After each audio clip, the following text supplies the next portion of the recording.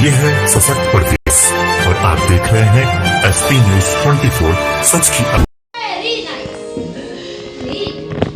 अच्छा कैमरा कहाँ पर है? ओह नई टेक्नोलॉजी, आज है तो कल।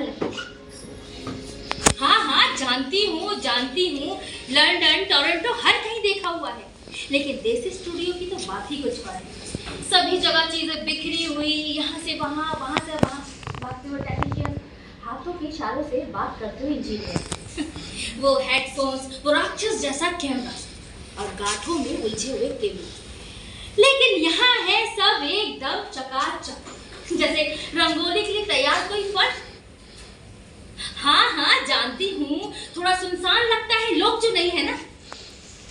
अच्छा मेरे नाक के बिल्कुल सामने कैमरा है, ये मानकर मुझे भाषण झाड़ना है। वॉइस टेस्ट, अच्छा एक सेकेंड। हेलो 1 2 3। ओके तो भाषण शुरू कर दूं? नहीं 10 मिनट का लिखा है। अरे हाँ वो अलार्म लगाकर सेट किया था ना। हाँ नहीं पढ़ूंगी नहीं, कैमरे में देखकर जो बात करनी है, लेकिन बिना स्क्रिप्ट की बात करने में शायद 1-2 मिनट से ज्यादा लग जाए। Okay done.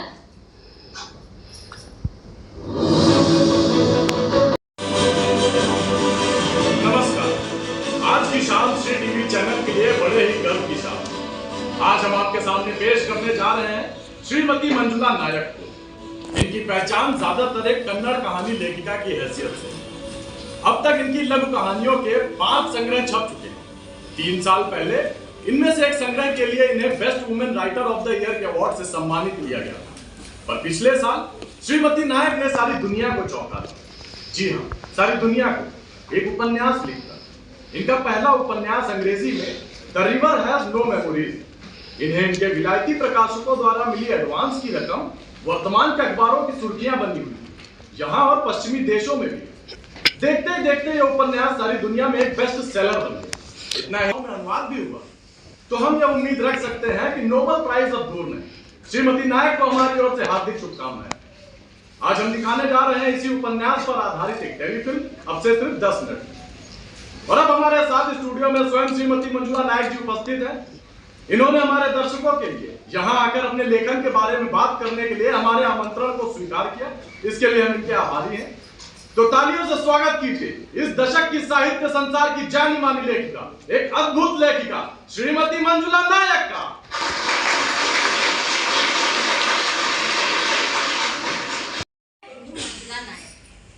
सच कहूं तो दैनिक जीवन में मैं हूं श्रीमती मंजुला मूर्ति, लेकिन लेखिका के रूप में मंजुला नायक ही बनी रही। हमारे अपने जीवन के किसी एक कोने को हम अपने लिए, अपने स्वयं सिद्ध अस्तित्व के लिए बचाए रखें, कि ये जरूरी नहीं कोई ऐसी जगह जो सबसे परे हो। अभी पिछले साल तक मैं अंग्रेजी की प्रोफेसर थी, लेकिन साहित्य लेखन मैं कन्नड़ में ही करती रही। अपनी ही साहित्य कृति के बारे में, रचनात्मक प्रक्रिया के बारे में बात करना थोड़ा सा कठिन हो जाता है, लेकिन इसका मैंने बड़ा ही आसान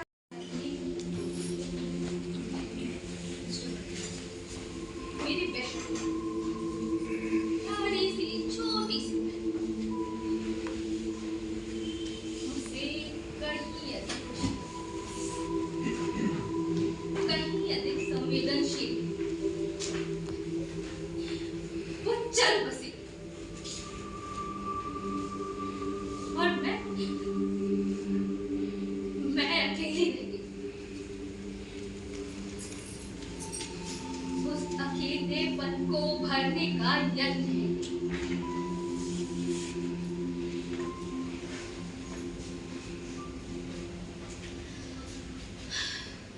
उपन्यास में बाकी के सारे कलाकार काल्पनिक हैं, ये कहने की आवश्यकता नहीं। यहाँ मैं एक ऋण और चुकाना चाहूंगी अपने पति प्रमोद मूर्ति का। इस उपन्यास को लिखते समय उन्होंने मेरा बहुत साथ दिया।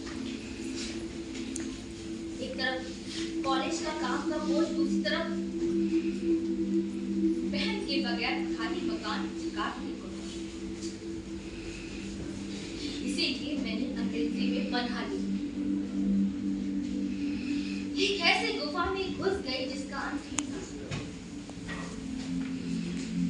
कई बार कुछ ना लिख पाने के कारण कई बार एक और अक्षर पन्ना पे ना उतरता देख भी रोई। ऐसे संघर्ष में, ऐसे पल में मेरे पति ने मेरा पूरा साथ। सच कहूं तो अगर वो ना होते तो उस उपन्यास को मैं लिख ही ना पाती। ऐसे पति का होना मेरे लिए सौभाग्य की बात है। कैमरा ऑन होता तो मैं भी तुम्हारी तरह खड़ी होती। नहीं, ये क्या मजाक चल रहा है? रजा, कोई टेक्निकल प्रॉब्लम है क्या? नहीं, टेक्निकल प्रॉब्लम कोई नहीं। तो शायद कुछ टीवी में पटक गया होगा। रजा, कोई सुन रहा है? कोई है वहां पर? इतना परेशान होने की क्या बात है?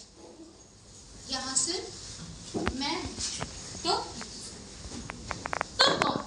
मैं यानी तुम। ये क्या है? This is absurd, completely absurd. हाँ, वो तो है। आज का भाषण बढ़िया था, दर्शक सभी खुश। Congratulations. अभी तक टेलीफिल्म शुरू नहीं हुई है क्या? घटिया बेकार फिल्म। मैंने तो पहले ही कहा था, टेलीफिल्म मतलब अलग-अलग लोकेशन चाहिए, मूवमेंट चाहिए, पर पूरी कहानी एक ही कमरे में। मेरी सुनी किसने? पर मुझे क्या? मुझे तो रॉयल्टी अच्छी मिली। आज के इस कार्यक्रम के समाप्त होते ही सब तुम्हारे भाषण की चर्चा करते रहेंगे। सारे टिप्पणी करने वाले मुश्तंडों को मुंह तोड़ जवाब जो दे दिया। कल की अखबार तुम्हारे वचनों से भरे होंगे, विवाद होगा और फिर बहस छिड़ जाएगी। छिड़ जाने दो, मैं तो यही चाहती हूँ। एक्सीलेंट। फिर भी अगर कोई ऐप ढूंढ निकालना ही हो तो वो जो तुमने अपनी बहन की बात की, दिल से निकली बात थी, सच है। पर आंसुओं की जरूरत थी क्या? मैं कोई ढोंग नहीं रचा रही थी, ना ही नाटक कर रही थी। उससे प्यार था, लगाव था। प्यार था, लगाव था। मतलब अभी भी है। मैंने जितना उसे चाहा किसी को नहीं चाहा, अपने पति को भी नहीं। अच्छा, हाँ, इस उपन्यास में उसके व्यक्तित्व के कुछ पहलुओं को स्पष्ट नहीं कर पाई, पर मानना पड़ेगा वो मुझसे कहीं अधिक सुंदर, कहीं। मुझ में तो वो सब था ही नहीं। अम्मा पापा को ये बात पहले से पता थी, इसलिए मुझे नाना जी के पास ही पढ़ाई करने के लिए छोड़ दिया, वहीं धारवाड़ में। मैं बड़े लाड़ प्यार से पली, ये बात बिल्कुल सच है। फिर माँ बाप तो नहीं थे ना। पर ये भी सच है, जब मेरी छुट्टियां पड़ जाया करती थी, मैं भाग कर बेंगलोर पहुंच जाया करती थी। और जब मेरी पढ़ाई खत्म हुई, तब मेरी नौकरी भी बेंगलोर में लग गई। फिर 6 महीने के अंदर प्रमोद से मेरी मुलाकात, जान पहचान और फिर शादी। बच्चे नहीं थे, इसके अलावा कभी कोई शिकवा शिकायत नहीं हुई। अप्पा ने तो हमारा हिस्सा भी हमें दे दिया था। कहने को तो जयनगर में एक अच्छा सा घर भी दिलवा दिया, लेकिन जायदाद का बड़ा हिस्सा तो वो मालिनी के नाम ही कर गए ना। उसकी देखभाल के लिए सही है ये भी। वो जान, उनका सारा ध्यान उसी की तरफ है। मैं किसी तरह निभा लूंगी, उनको ये बात पता थी। होता है कई घरों में जायदाद का बंटवारा, बेचारे बीमार बच्चे को जरा। अम्मा पापा के गुजर जाने के बाद तुम लोग कोरमंगला के घर में जाकर रह सकते थे। बड़ा मकान, इर्द गिर्द बगीचा, स्पेस। उसकी बजाय उसी को जयनगर क्यों मिला?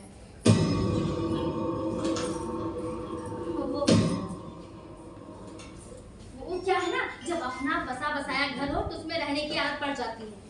और वैसे भी कॉलेज जयनगर के बिल्कुल पास था, वरना पूरे शहर की सैर। और फिर इतना बड़ा घर संभालता भी कौन?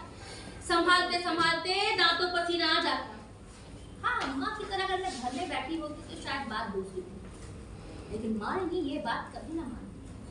मैंने कहा, she was most sensitive person I have known। वो जानती थी अगर मैं कोरमंगला शिफ्ट हो गई तो मेरी जिंदगी उलट पुलट हो जाएगी। और वो कभी नहीं चाहती थी कि उसकी वजह से कोई भी त्याग करे। इसलिए वो हमारे जयनगर के छोटे से घर में आ गए। अच्छी जी सेटल भी हो गई। देखो, हम उसके घर को हाथ नहीं लगाना चाहते थे। उसी ने कहा कि बेच दो बेच दो। हाँ, लेकिन वो सच कहूँ तो कोरमंगला एक्सटेंशन में कन्नड़ बोलने वाले लोग नहीं रहा करते थे। उन दिनों में मुझे लिखने के लिए कन्नड़ मध्यम विद्या का वातावरण चाहिए। उन दिनों में कन्नड़ नहीं लिखा करती थी ना। मालिनी को कन्नड़ आती थी? क्यों नहीं आती थी?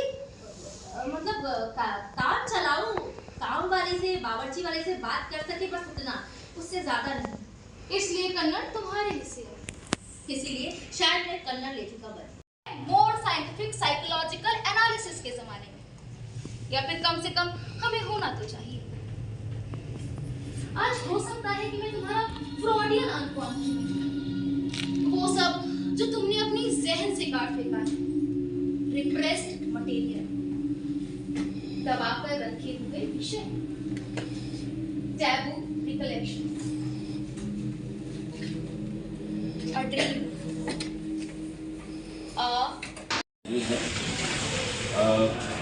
पात्रों ने बहुत अच्छा अभिनय किया है।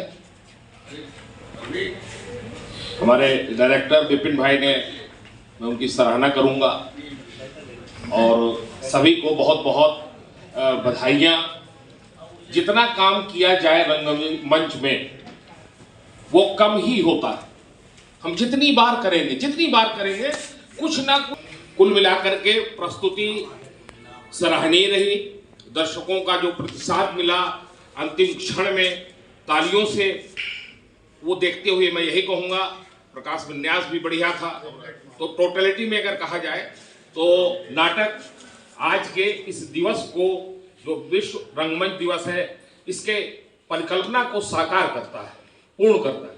पुनः टीम के समस्त कलाकारों को, हमारे तकनीशियनों को, जो इस मंच को सजाते हैं, यहाँ तक लाने के लिए हमें कितना उपक्रम करते हैं, कितनी मेहनत करते हैं वो लोग। खासकर उन दर्शकों को जो अपना अमूल्य समय दे करके यहाँ आए और चुपचाप उन्होंने बड़े ही धैर्य के साथ इस नाटक को देखा। तो मैं ये जरूर कहना चाहूँगा कि आगे जब आप आए तो एक कोशिश ये करें कि एक अपने पड़ोसी को जरूर लेते हैं। ये हमारी एक शुरुआत होनी चाहिए। हमारी तरफ से कुछ होता है ना, हमें क्या मिला ये महत्वपूर्ण नहीं है। हमें जीवन में, हमने कहीं पढ़ा था, हमें क्या मिला ये बिल्कुल महत्वपूर्ण नहीं है। हम दे क्या रहे हैं, ये महत्वपूर्ण है। तो इसलिए अगर ये, मैं उम्मीद के साथ ये बात कह रहा हूं कि जो लोग यहां पर हैं, नाटक की परंपरा है, आप सब लोग बुद्धिजीवी वर्ग हैं, तो मैं आपसे भी हर पल कुछ ना कुछ सीखता हूं। मेरे एक नहीं, यहाँ पर कई सारे मेरे सीनियर हैं, मेरे दद्दू लोग बैठे हुए हैं यहाँ पर। तो ये मेरा परम सौभाग्य है कि जहां से मैंने पढ़ा था वहां मैं पढ़ाने के लिए भी बुलाया जाता हूं। तो इस परंपरा को देखते हुए आपको भी ये कोशिश करनी है कि जब अगली बार हम आए, आप सभी लोग हों, तो सीटें पूरी फुल हों और कुछ लोग बीच की सीढ़ियों में बैठे हों। ये हो सकता है, ये संभव है। अगर मैं ठान लूं कि मुझे 4 लोग लाने हैं तो बहुत बड़ा हॉल नहीं है। और ये बहुत पवित्र परंपरा है, क्योंकि आप लोग समझ सकते हैं, आप लोग सुधीजन हैं, तो बहुत ज़्यादा मुझे कहने की आवश्यकता नहीं है। पुनः टीम के कलाकारों को, हमारे मुख्य अतिथि, विशिष्ट अतिथि, हमारे सीनियर्स अग्रज, अनुज और सभी लोगों को बहुत बहुत साधुवाद, बहुत बहुत बधाइयाँ। जिनका अच्छा लगे। विषय ये है कि जो नाटक के इसके सबसे पहले बधाई तो विपिन जी को, दो डायरेक्टर, कि विपिन जी ने इस मुश्किल वक्त में एक अच्छा नाटक हम लोग को दिखाया। तो ये दिखाया कि हम जो अपने आप कभी कुछ भी गलती करते हैं, जो जाने अनजाने में दूसरे के साथ, हम सोचते हमने करके बहुत अच्छा किया, और कहीं ना कहीं हमें आत्मग्लानि होती है, हमें पछतावा होता है। तो उस पछतावे से बचने के लिए हमें इस नाटक से प्रेरणा लेनी चाहिए। जिसका जो हक है उसे मिलना चाहिए। ये नाटक में संदेश देता है, उसकी बहन का हक था तो उसको मिलना चाहिए था, बट नहीं मिला। जिसने नहीं दिया उसको आत्मग्लानि हुई। तो कहीं ना कहीं इंसान को अंत में एहसास हो जाता है वो कितना अच्छा है, कितना बुरा है।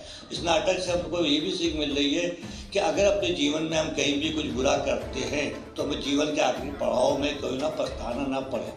तो हमें अपना आखिरी देखते हुए शुरुआत अच्छी करनी चाहिए। और इन्हीं सब शब्दों के साथ मैं एक बार फिर टीम के कलाकारों को, महिला कलाकारों को, जिन्होंने दोनों ने बहुत अच्छा अभिनय किया, और 2 कलाकारों के चाहे 15, 20, 50 जितने भी हाथ से भरा था पीछे, मैंने जब भर तो पूरे गया था, और उन्होंने बांध के रखा, क्योंकि हम यूं कर रहे थे, हम सामने निगाह लगाए थे, मतलब बांध के रखा। और इस वक्त में सीरियस नाटक करना, कुछ कह जाना, पब्लिक को बांध के रखना, ये नाटककारों के लिए एक जीत है। इसके लिए बधाई है इस टीम को और विपिन जी को। धन्यवाद।